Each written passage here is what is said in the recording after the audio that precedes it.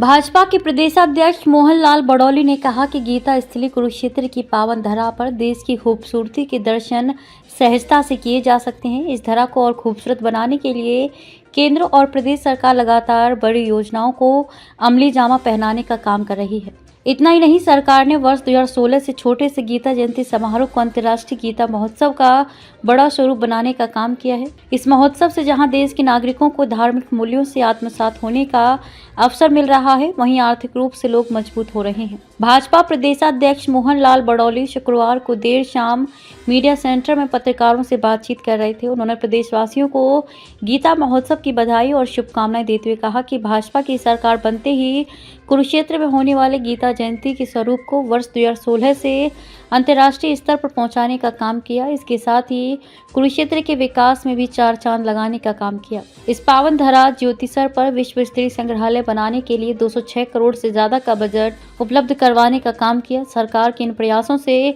कुरुक्षेत्र की पावन धरा पर लगातार श्रद्धालुओं की संख्या में इजाफा हो रहा है और अंतर्राष्ट्रीय गीता महोत्सव में हर वर्ष लाखों की संख्या में पर्यटक पहुंच रहे हैं। इस पावन धरा पर पहुंचने वाले श्रद्धालुओं को देश की प्राचीनतम संस्कृति संस्कारों से रूबरू होने का एक अनोखा अवसर मिल रहा है।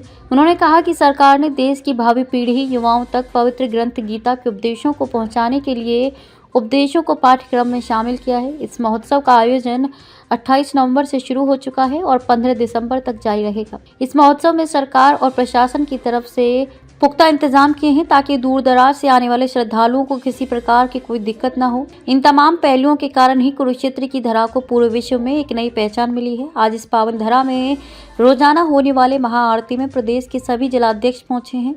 इस पावन धरा से धार्मिक मूल्यों की प्राप्ति होगी और इस धरा पर आने वाले प्रत्येक श्रद्धालु को पवित्र ग्रंथ गीता के उपदेशों का ज्ञान मिले। इस प्रकार की व्यवस्थाएं सरकार, प्रशासन और कुरुक्षेत्र विकास बोर्ड की तरफ से की गई है। उन्होंने एक प्रश्न का जवाब देते हुए कहा कि प्रधानमंत्री नरेंद्र मोदी, राष्ट्रीय अध्यक्ष जेपी नड्डा, मुख्यमंत्री नायब सिंह सैनी के दिशा निर्देशानुसार प्रदेश में भाजपा सदस्यता अभियान चल रहा है और इस प्रदेश में 50 लाख भाजपा सदस्य बनाए जाएंगे। इस प्रदेश में 30,629 बूथ हैं और इस प्रकार सरकार समाज के अंतिम व्यक्ति से जुड़कर कार्य कर रही है।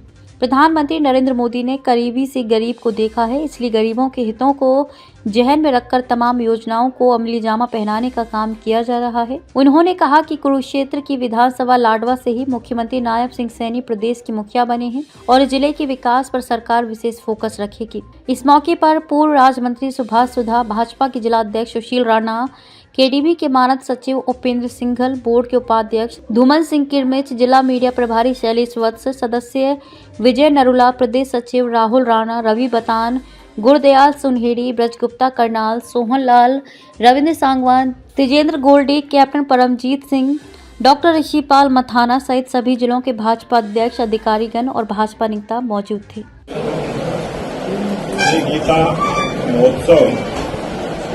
गीता महोत्सव के ऐसे अवसर पर आज आप सब पत्रकार साथियों के साथ यहाँ कुरुक्षेत्र के सभी भारतीय जनता पार्टी के नेताओं के साथ साथ हरियाणा के 22 जिले हैं, सभी 22 जिलों के जिलाध्यक्ष भी यहाँ पर आए हैं और ये गीता जयंती का जो उत्सव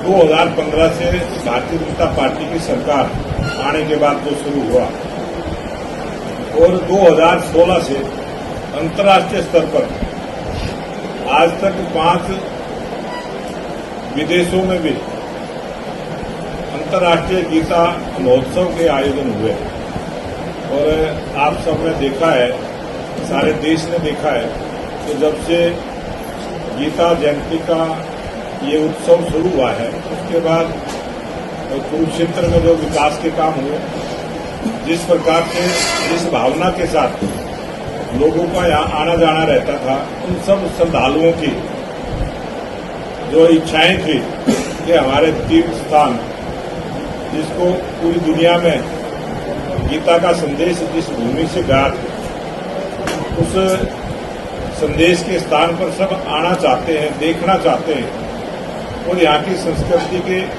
बारे में लोग जानना चाहते हैं और पूरे देश से, पूरी दुनिया के देशों से भी लोग देखने के लिए आते हैं और ये हमारे देश की खूबसूरती है। ये हमारे हरियाणा की जो पहचान है, कुरुक्षेत्र की पावन पवित्र भूमि और गीता का संदेश, इसको जहां हमने गीता महोत्सव के रूप में मनाने का काम किया, वहीं मैं हरियाणा सरकार को भी बधाई दूंगा कि उन्होंने अपने पाठ्यक्रम में इसे शामिल करते हुए जो सभी देश के नौजवान बच्चों तक गीता के ज्ञान को पहुंचाने का काम किया है।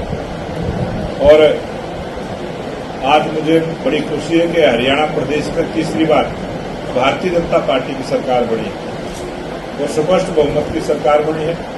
हरियाणा की जनता जनार्दन के आशीर्वाद से बनी है। तो हमारे प्रदेश के लोकप्रिय मुख्यमंत्री नायब सिंह सैनी, जो इसी कुरुक्षेत्र जिला की लाडवा विधानसभा से विधायक भी हैं, मुख्यमंत्री भी हैं और दूसरी बार के मुख्यमंत्री हैं, यहाँ से सांसद भी रहे, तो बहुत अच्छी व्यवस्थाएं यहाँ करने का काम किया है।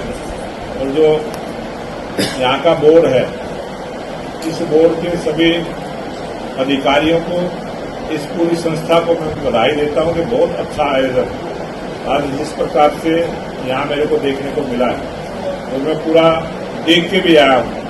बहुत अच्छी व्यवस्था श्रद्धालुओं के लिए भी, और बहुत सारे लोगों को एक नए रोजगार के अवसर भी, जहाँ लोगों को अपनी धार्मिक भावनाओं की पूर्ति होती है, वहाँ एक बहुत सारे ऐसे नौजवान युवकों को रोजगार देने का भी ये साधन बड़ा है।